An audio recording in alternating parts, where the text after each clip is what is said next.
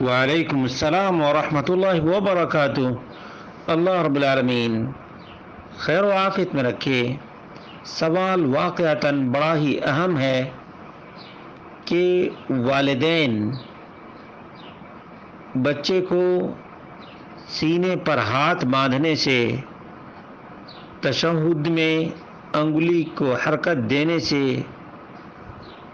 منع کریں اور حنفی طریقے پر نماز پڑھنے کے لیے کہیں، تو کیا بچے کو ماں باپ کی بات ماننی چاہیے یا سنت پر عمل کرنا چاہیے؟ اور ماں باپ کی بات پر عمل نہ کرے تو کیا نافرمان ہوگا؟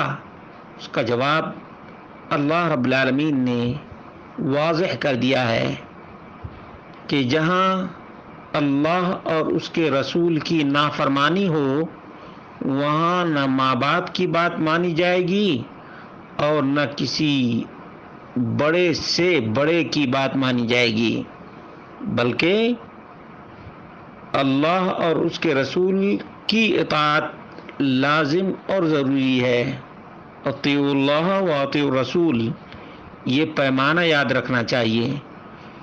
اور جو اہم طریقہ ہے وہ یہ ہے کہ جس طرح سے اللہ رب العالمین نے اولاد کو سنت کا علم عطا فرمایا ہے، سنت کے مطابق عمل کی توفیق دی ہے، اسی طرح سے والدین کو بھی سکھانا چاہیے، بتانا چاہیے۔ بہت سے نوجوانوں نے اللہ کے فضل سے کوشش کی، والدین بھی راہ سنت کو اپنا لیے۔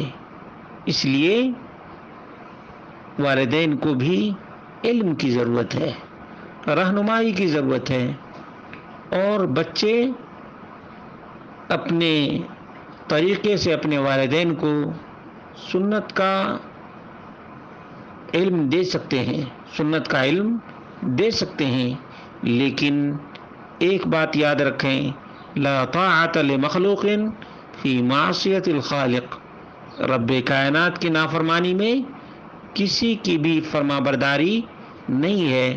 یہ پوائنٹ بہت ہی اہم ہے، اور یاد رکھیں، کوئی کتنا بھی کہے کہ تم باپ دادا کے دھرم کو چھوڑ دیے ہو، والدین کے نافرمان ہو، اللہ اور اس کے رسول کی فرما برداری کرتا رہے، یہی کامیابی کا زینہ ہے اور نجات کا وسیلہ بھی۔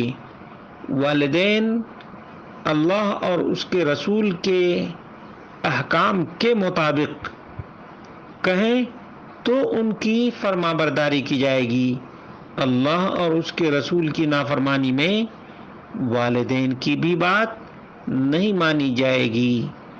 یہی چیز عبداللہ بن عمر نے کہی تھی جب ان سے کہا گیا کہ آپ کے والد تو تمتع سے منع کرتے ہیں اور آپ حج تمتع کا حکم دیتے ہیں۔